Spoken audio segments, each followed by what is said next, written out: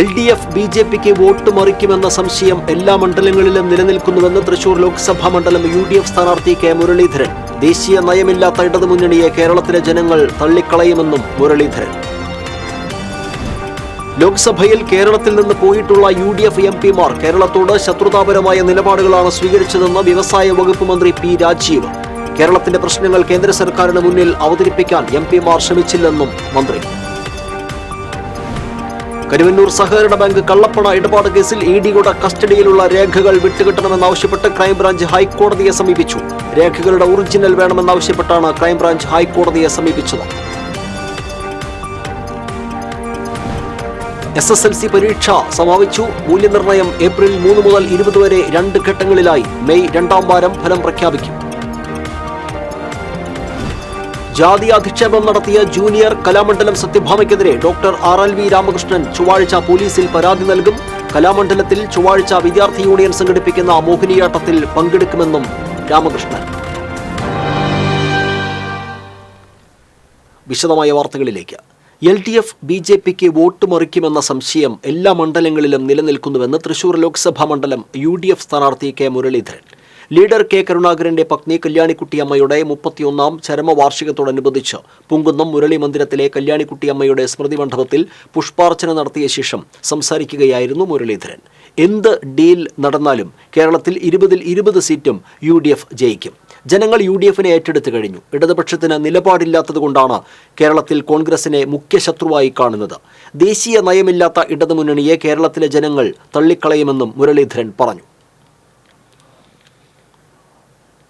LDF തിരിച്ച് BJPക്ക് മറിക്കുമെന്നുള്ള സംശയമാണ് ഇവിടെയുള്ളത്. ഏത് ഡീല് നടന്നാലും കേരളത്തിൽ 20-20 UDF ജയിക്കും. കാരണം ജനങ്ങൾ UDFനെ ഏറ്റെടുത്ത് കഴിഞ്ഞു. ഇനി അതിൽ യാതൊരു മാറ്റവുമില്ല. അതുകൊണ്ട് ആരെന്തൊക്കെ ഡീല് നടത്തിയാലും കേരളത്തിലെ 20 സീറ്റുകളും UDFനാണ്. കാരണം മറ്റൊന്നുമല്ല, ഇടതുപക്ഷത്തിന് നിലപാടില്ല. ലോക്സഭയിൽ കേരളത്തിൽ നിന്ന് പോയിട്ടുള്ള കോൺഗ്രസ് ഉൾപ്പെടെയുള്ള UDF MPമാർ കേരളത്തോട് ശത്രുതാപരമായ നിലപാടുകളാണ് സ്വീകരിച്ചതെന്ന് വ്യവസായ വകുപ്പ് മന്ത്രി P. രാജീവ്. കേരളത്തിന്റെ പ്രശ്നങ്ങൾ കേന്ദ്ര സർക്കാരിന് മുൻപിൽ അവതരിപ്പിക്കാൻ ഒരിക്കൽ പോലും അവർ ശ്രമിച്ചിട്ടില്ലെന്നും മന്ത്രി പറഞ്ഞു. പെരിഞ്ഞനം മുൻ പഞ്ചായത്ത് പ്രസിഡന്റും CPI നേതാവുമായിരുന്ന VK ഗോപാലന്റെ 40ാം രക്തസാക്ഷിത്വ ദിനാചരണ സമ്മേളനം പെരിഞ്ഞനം സെന്ററിൽ ഉദ്ഘാടനം ചെയ്ത് സംസാരിക്കുകയായിരുന്നു മന്ത്രി. ഏരിയ കമ്മിറ്റി അംഗം TK രാജു അധ്യക്ഷത വഹിച്ചു. CPM ജില്ലാ സെക്രട്ടേറിയറ്റ് അംഗം PK Chandrasekharan, area secretary KR Jaithran, PM Ahammed, Sheeja Babu, KK Abid Ali എന്നിവർ സംസാരിച്ചു. പൊതുസമ്മേളനത്തിന് മുന്നോടിയായി കുറ്റംകുളത്ത് നിന്നും ആരംഭിച്ച പ്രകടനത്തിൽ സ്ത്രീകളടക്കം 100 കണക്കിന് പേർ പങ്കെടുത്തു. 170 കോടിയുടെ ഇലക്ട്രോൾ ബോണ്ട് എടുത്തിട്ട് BJPക്ക് കൊടുത്തു കഴിഞ്ഞു എന്ന് കാണുമ്പോൾ എവിടെയാണ് ബന്ധം? കരുവന്നൂർ സഹകരണ ബാങ്ക് കള്ളപ്പണ ഇടപാട് കേസിൽ ED കസ്റ്റഡിയിലുള്ള രേഖകൾ വിട്ടുകിട്ടണമെന്നാവശ്യപ്പെട്ട് ക്രൈംബ്രാഞ്ച് ഹൈക്കോടതിയെ സമീപിച്ചു. രേഖകളുടെ ഒറിജിനൽ ആവശ്യപ്പെട്ടാണ് ക്രൈംബ്രാഞ്ച് ഹൈക്കോടതിയെ സമീപിച്ചത്. ഇതേ ആവശ്യമുന്നയിച്ച് ക്രൈംബ്രാഞ്ച് നേരത്തെ നൽകിയ ഹർജി PMLA കോടതി തള്ളിയിരുന്നു. കരുവന്നൂരിലെ ഇടപാടുമായി ബന്ധപ്പെട്ട കാര്യങ്ങൾ ഒട്ടേറെ ചോദ്യങ്ങൾ ഉയർത്തുന്നതാണ്. ഇത് ഗൗരവത്തോടെ പരിഗണിക്കേണ്ട കാര്യമാണെന്നും സഹകരണ സംഘങ്ങൾ കോടീശ്വരന്മാർക്കുള്ളതല്ലെന്നും സാധാരണക്കാർക്ക് വേണ്ടിയുള്ളതാണെന്നും ഹൈക്കോടതി ചൂണ്ടിക്കാട്ടി. വിദ്യാഭ്യാസ ജീവിതത്തിലെ ഏറ്റവും സുന്ദരമായ കാലത്തിന് വിട നൽകി ഈ വർഷത്തെ SSLC പരീക്ഷകൾ അവസാനിച്ചു. പരീക്ഷാ ചൂടിന്റെ പിരിമുറക്കം അവസാനിച്ചതിലെ ആഹ്ലാദവും വിട പറയലിന്റെ നൊമ്പരങ്ങളും സ്കൂളിനോടുള്ള ഇഷ്ടം പങ്കിട്ട് വിദ്യാർത്ഥികൾ. തിങ്കളാഴ്ച ഉച്ചയ്ക്ക് 12:15 ഒടുവിലത്തെ SSLC പരീക്ഷയായ സോഷ്യൽ സ്റ്റഡീസ് പരീക്ഷ കഴിഞ്ഞ് കുട്ടികൾ പരീക്ഷാ ഹാളിൽ നിന്നും പുറത്തിറങ്ങിയത്. കഴിഞ്ഞ നാളുകളിലെ ഗൃഹാതുരതയാർന്ന ഓർമ്മകളും ഒഴിവുകാലത്തിന്റെ ആവേശവും ഭാവിയെക്കുറിച്ചുള്ള സ്വപ്നങ്ങളും ഇടകലരുന്ന ഇടവേളയാണ് ഇനി. ടീച്ചർമാരൊക്കെ ഞങ്ങളെ സ്റ്റാർട്ടിങ് തൊട്ട് നന്നായി മോൾഡ് ആക്കിയിട്ട് നല്ല എളുപ്പത്തിൽ എഴുതാനായിട്ട് സഹായിച്ചു. നല്ല കോൺഫിഡൻ്റ് ആയിട്ടാണ് എല്ലാ എക്സാമും എഴുതിയത്. ഇനിയും ഞങ്ങളൊരു ജീവിതത്തിൽ നന്നായി ജയിക്കാനായിട്ട് ഞങ്ങളുടെ ടീച്ചേഴ്സൊക്കെ ഞങ്ങൾ നന്നായി ഹെൽപ്പ് ആക്കിയിട്ടുണ്ട്. കഴിഞ്ഞ എല്ലാ പരീക്ഷയും നല്ല എളുപ്പമുണ്ടായിരുന്നു. ടീച്ചർമാരെ നല്ല സപ്പോർട്ടും ഞങ്ങൾക്ക് നല്ല ആനുകൂല്യമായിട്ടും തോന്നുന്നുണ്ടായിരുന്നു. സ്കൂൾ ഡേയ്സ് എന്ന് പറഞ്ഞാൽ ടീച്ചേഴ്സ് നമ്മളെ പൊതുവെ പഠിപ്പിക്കും അവരിങ്ങനെ കഷ്ടപ്പെട്ട് പഠിപ്പിച്ചുകൊണ്ടിരിക്കും. ഞങ്ങൾ ഇങ്ങനെ ഓരോന്നൊക്കെ കാണിച്ചിങ്ങനെ നടക്കൽ തന്നെയായിരുന്നു. പക്ഷേ എക്സാമിന് ബുദ്ധിമുട്ടൊന്നും വരുത്തിയില്ല. ഇവിടെ നിന്ന് പോകുമ്പോൾ ഫ്രണ്ട്സിനെയും ടീച്ചേഴ്സിനെയൊക്കെ കുറേ മിസ് ചെയ്യും. മറ്റെല്ലാ വിനോദ പരിപാടികളും ഒഴിവാക്കിയായിരുന്നു 10ാം ക്ലാസ്സുകാരുടെ പരീക്ഷയൊരുക്കം. ഇനി അതെല്ലാം തിരിച്ചുപിടിക്കാനുള്ള നാളുകൾ. വെക്കേഷന് പൊതുവെ ഞാൻ വീട്ടിൽ വെറുതെ ഇരിക്കാറാണ് പതിവ്. ഇവരൊക്കെ തന്നെ ഇവരുടെ വീട്ടിലൊക്കെ അങ്ങോട്ടും ഇങ്ങോട്ടും പോകണം തന്നെയാണ് മെയിനായിട്ട്. കാവടി പൂരം ആഘോഷം. ഇക്കൊല്ലം ഒരു പൂരത്തിനും പോയിട്ടില്ല, ഒരു സിനിമയ്ക്കും പോയിട്ടില്ല. ഇന്ന് വൈകിട്ട് തൊട്ട് സിനിമയ്ക്ക് പോയി തുടങ്ങും. ഹ്രസ്വകാല കോഴ്സുകൾ ഏതെങ്കിലും പഠിക്കണം, കൂട്ടുകാരുടെ വീടുകളിലേക്ക് പോകണം, സിനിമകൾ കാണണം, പൂരവും പെരുന്നാളും ഉത്സവങ്ങളും ആഘോഷിച്ച് വിനോദയാത്രകൾ പോയി അടിച്ചു പൊളിക്കണം. ശരിക്കും ഈ സ്കൂളിലേക്ക് വന്നപ്പോഴാണ് ഒരു ക്യാരക്ടർ ഡെവലപ്മെന്റ് എന്നൊക്കെ പറയില്ലേ. പണ്ടത്തെ സ്കൂളിൽ ഞാൻ ഭയങ്കര മണ്ടത്തിയുടെ പോലെയായിരുന്നു, പഠിക്കുക മൊത്തം ചെയ്ത്. ഇവിടെ പക്ഷെ ഭയങ്കര കോമഡി ആയിട്ട് എല്ലാവരുമായിട്ട് അടിച്ച് പൊളിച്ച് പൊളിയായിരുന്നു സത്യം. പൊതുവെ മാത്സും ബയോളജിയും ഒക്കെയാണ് ഇത്തിരി കുഴപ്പിക്കുന്നതായിട്ടുള്ള ക്വസ്റ്റ്യൻ വന്നത്. അപ്പോൾ സോഷ്യലി നമുക്ക് എല്ലാ കൊല്ലത്തെയും പോലെ അത്യാവശ്യം എളുപ്പമുള്ള പരീക്ഷയായിരുന്നു. ഇതിൻ്റെ ഉള്ളിൽ നിന്ന് ഇറങ്ങിക്കഴിഞ്ഞാൽ പിന്നെ ഞങ്ങളുടെ ഹാപ്പിനെസ് ഒക്കെ പോയി. ഇനി ഞങ്ങൾ എപ്പോഴാണ് കാണാമെന്ന് പോലും ഞങ്ങൾക്ക് അറിയില്ല. 3 വർഷം ഇതിൻ്റെ ഉള്ളിലെന്ന് പറയുമ്പോൾ അത്രയ്ക്ക് അടിപൊളിയായിരുന്നു. വിദ്യാലയവും അധ്യാപകരും കുട്ടികൾക്ക് എന്നെന്നും നന്ദി നിറഞ്ഞ ഓർമ്മകളാണ്, ആവേശവും. +1 പഠിച്ച സ്കൂളിലേക്ക് തന്നെ വരണമെന്നാണ് ചിലരുടെ ഇഷ്ടം. ഞാൻ 5 തൊട്ട് ഇവിടെ പഠിച്ചത് പൊളിയായിരുന്നു. സ്കൂൾ ലൈഫ് ഞാൻ LKG തൊട്ട് 10 വരെ 12 വർഷക്കാലം പഠിച്ചു. ഇനിയും ഈ അടുത്ത കൊല്ലം 2 കൊല്ലം ഇവിടെ തന്നെ പഠിക്കാനാണ് ആഗ്രഹിക്കുന്നത്. അത്രയും എന്താ പറയുക, ഇവിടുത്തെ ടീച്ചേഴ്സിൻ്റെ സപ്പോർട്ടായാലും ഈ സ്കൂളിൻ്റെ ഒരു വൈബ് വേറെ എവിടെയും കിട്ടില്ല. ഡോക്ടറാകണം, എഞ്ചിനീയർ ആകണം തുടങ്ങിയ പതിവ് ആഗ്രഹങ്ങൾക്ക് പകരം നല്ല കോഴ്സുകൾ മനസ്സിലാക്കി തിരഞ്ഞെടുക്കണമെന്ന ചിന്ത ചിലർ പങ്കുവച്ചു. ഒഴിവുകാലത്തിനെ കുറിച്ച് ചിന്തിക്കുന്നേക്കാളും നമ്മൾ ഇത്ര നാളും പഠിച്ച ഈ ഒരു സ്കൂൾ വിട്ടിറങ്ങുമ്പോഴുള്ള വേദനയാണ് കൂടുതൽ. അതുകൊണ്ട് ഒഴിവുകാലത്തിനെ കുറിച്ചുള്ള ചിന്തകളെക്കാളും ഈ സ്കൂളിൽ വന്നപ്പോൾ കിട്ടിയിട്ടുള്ള നല്ല ഓർമ്മകളും കാര്യങ്ങളൊക്കെയാണ് മനസ്സിൽ തങ്ങി നിൽക്കുന്നത്. ഒരു അമ്മമാരുടെ പോലെ ഫുൾ ടൈം ഇപ്പോൾ ഈ കഴിഞ്ഞ ശനിയാഴ്ച വരെ ഞങ്ങൾക്ക് ക്ലാസ്സുകളുണ്ടായിരുന്നു. സ്പെഷ്യൽ ക്ലാസ് ആയിട്ട് എക്സാമിന് എന്താ പറയുക, നമ്മുടെ ഇഷ്ടത്തിന്. ഇപ്പോൾ ഇന്നലെയൊക്കെ രാത്രി ടീച്ചർ മെസ്സേജ് അയച്ചതിന് ഒരു കണക്കില്ല. കാരണം എന്ത് ഡൗട്ട് ഉണ്ടെങ്കിലും ഏത് രാത്രി വെച്ചാലും ടീച്ചറും എല്ലാവരും എന്താ പറയുക, എന്തെങ്കിലും ഡൗട്ട് ഉണ്ടെങ്കിൽ പറഞ്ഞോന്ന് വെച്ച് പിന്നാലെ നടക്കായിരുന്നു. അതുകൊണ്ട് എക്സാംസ് ഒക്കെ നല്ല എളുപ്പമായിരുന്നു. ഏതാനും വിദ്യാർത്ഥികൾ പരസ്പരം വസ്ത്രങ്ങളിൽ എഴുതുകയും വരയ്ക്കുകയും ചെയ്തത് ഒഴിവാക്കിയാൽ പതിവ് വിടവാങ്ങൽ ആഘോഷങ്ങളൊന്നും അരങ്ങേറിയില്ല.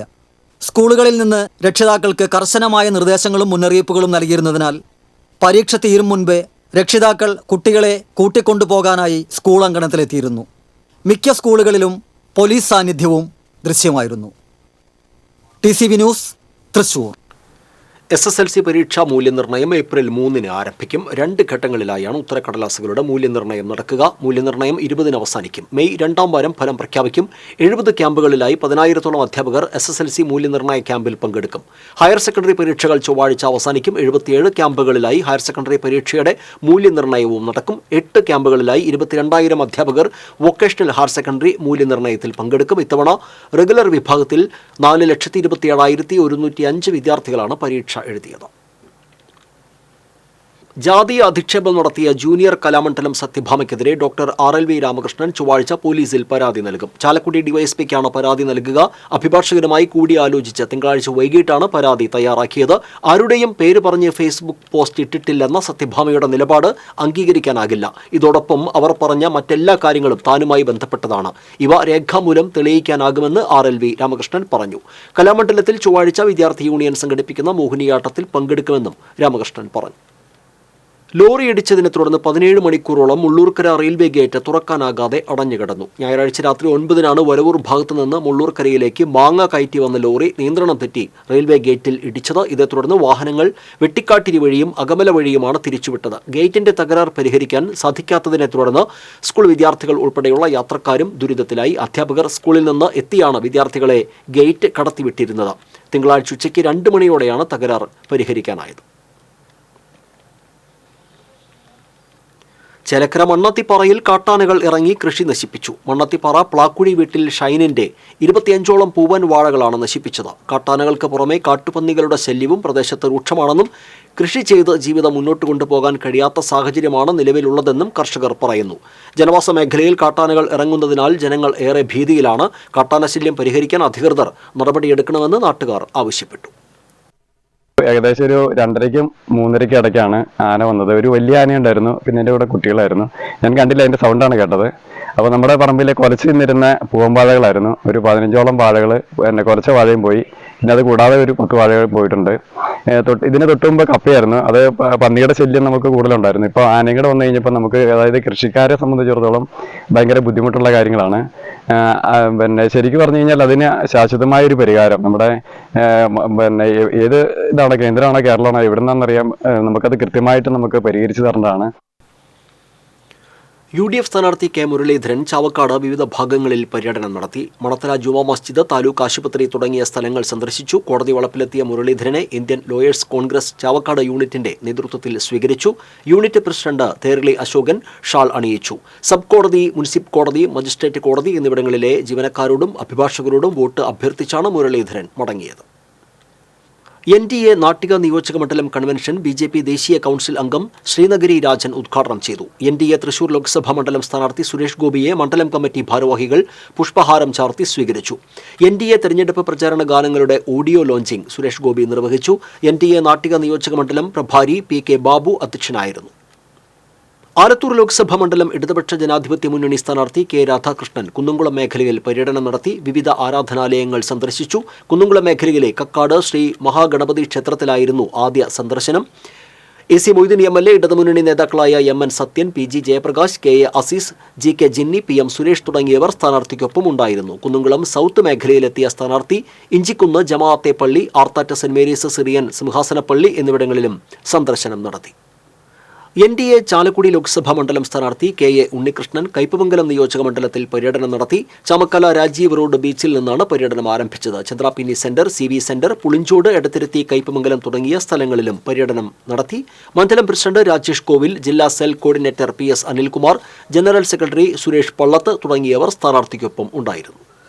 അളകപ്പനഗർ, വരന്തരപ്പള്ളി പഞ്ചായത്തുകളിൽ വോട്ട് അഭ്യർത്ഥിച്ച് K മുരളീധരൻ കുണ്ടുകാവ് ഭഗവതി ക്ഷേത്രത്തിൽ ദർശനം നടത്തിയാണ് പര്യടനം തുടങ്ങിയത്. തുടർന്ന് വരാക്കര ഇൻഫന്റ് ജീസസ് ദേവാലയം, വരാക്കര കൃപാഭവൻ എന്നിവിടങ്ങളിലെത്തി ലീഡർ K കരുണാകരനോടൊപ്പം പ്രവർത്തിച്ച പരമേശ്വരനെ സന്ദർശിച്ച് അനുഗ്രഹം വാങ്ങി. വരാക്കര സെന്റ് ആന്റണീസ് ദേവാലയം, വെണ്ടൂർ സെന്റ് മേരീസ് ദേവാലയം എന്നിവിടങ്ങളിലും മുരളീധരൻ സന്ദർശനം നടത്തി. ആർച്ച് ബിഷപ്പ് ഡോക്ടർ റാഫി മഞ്ഞളിയെ സന്ദർശിച്ച് അനുഗ്രഹം വാങ്ങി.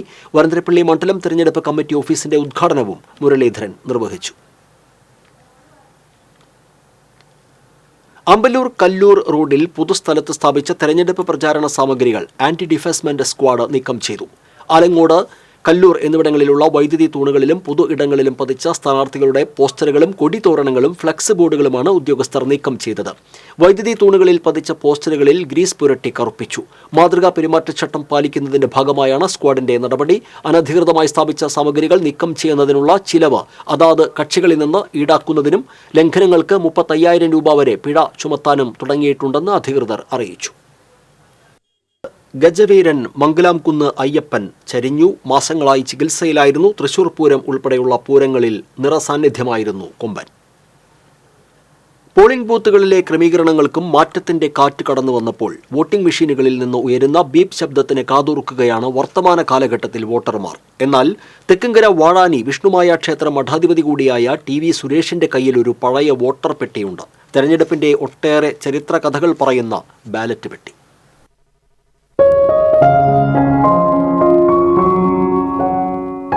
പൂർവികമായി കൈമാറിക്കെട്ടിയ പഴയ തലമുറയിലെ ബാലറ്റ് പെട്ടി ഇന്നും നിധി പോലെ കാത്തുസൂക്ഷിക്കുകയാണ് സുരേഷ്.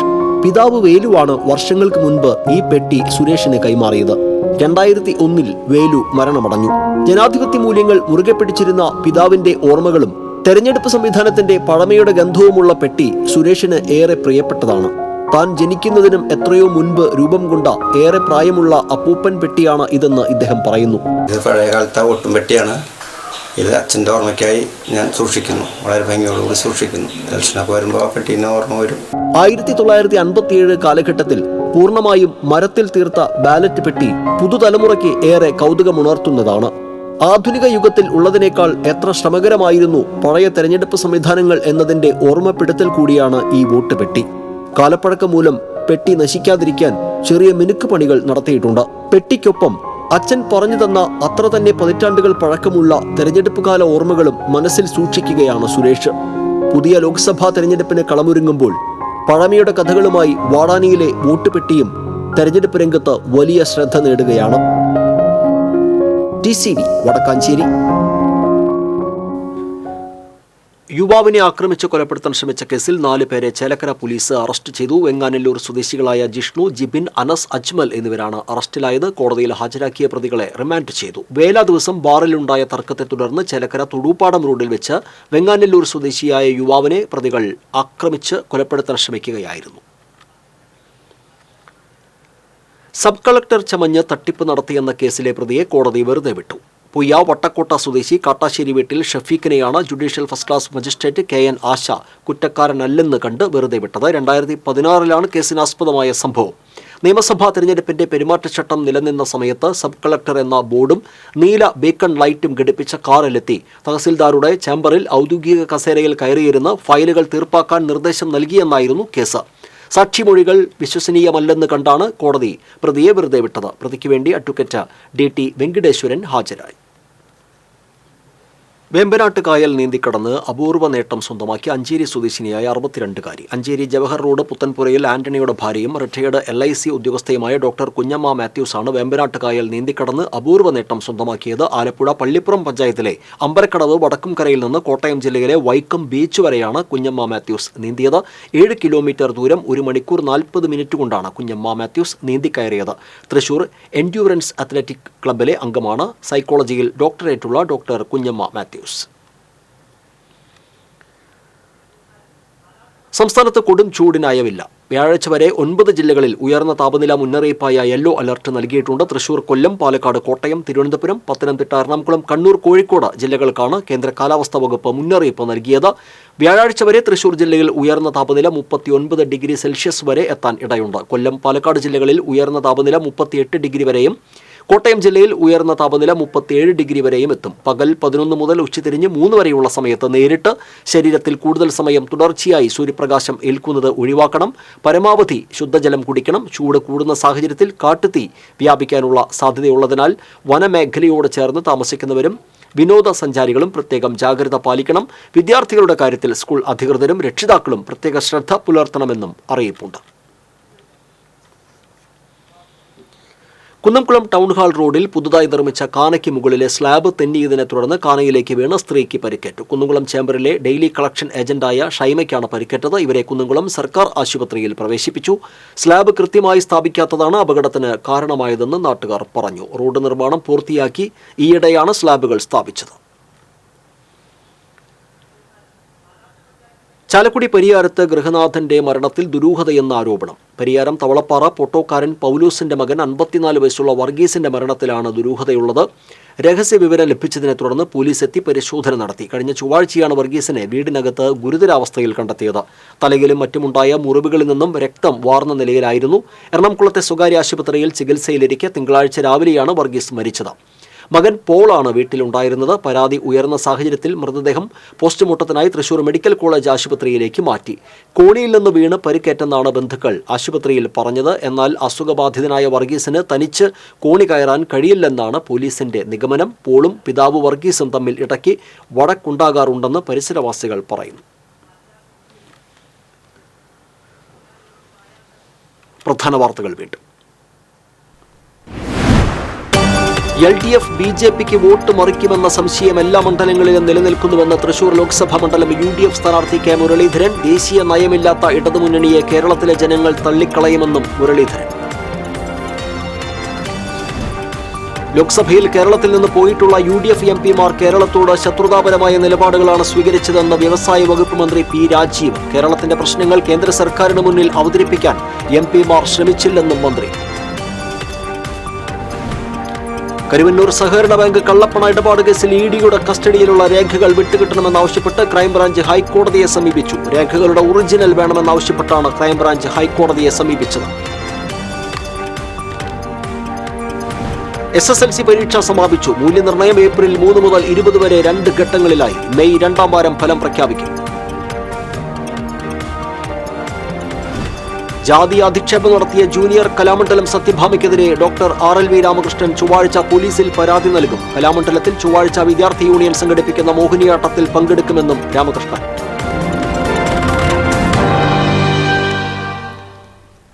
ബുള്ളറ്റിൻ പൂർണ്ണമാകുന്നു. നമസ്കാരം.